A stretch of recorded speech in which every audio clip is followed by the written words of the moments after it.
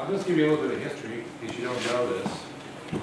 I first met this family when I was 13, and I just turned 50 last month.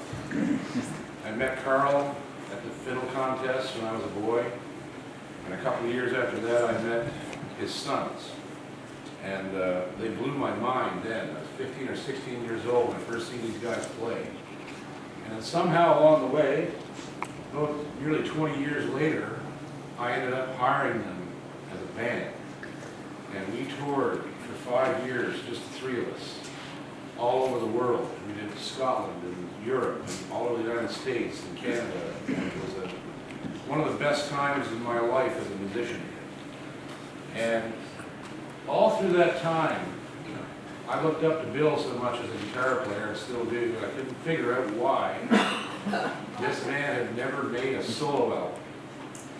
And the answer is simple.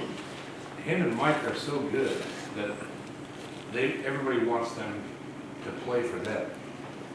They spent their whole careers making other people sound good, basically what it is. So last spring, I finally, after a decade, have you ever tried to tell Bill Elliott anything? It's no good. It's no good. You had to be incessant. Yes, incessant. I was incessant in my demands that he come to my studio and we make a record. And so last spring, between all the things that he does, between teaching people how to drive trucks, and sometimes playing with me and playing with the family, he came and made what I think is one of the best records that I ever produced in my studio. And I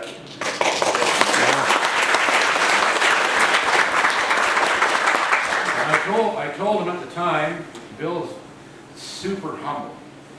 And I told Bill, I said, you know, you're probably going to win something for this. I can't see it not happening. I don't think they were even going to put it into the ECMAs, but they did. And he got nominated for Jazz Recording of the Year, which is a very difficult category to get nominated in, because there's some serious jazz players in this part of the world, and the same ones win it every year.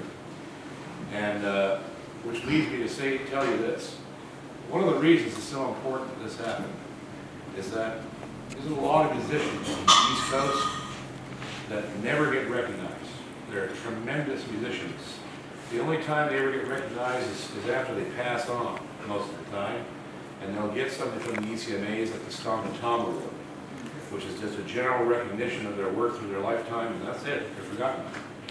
And so it's so good to see a guy like Bill get this large a recognition from the East Coast Music Association for basically what's his first record.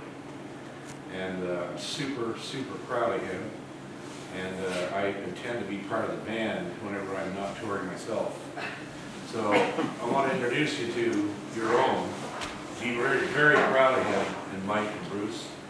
Bill Elliott and the KillBillys.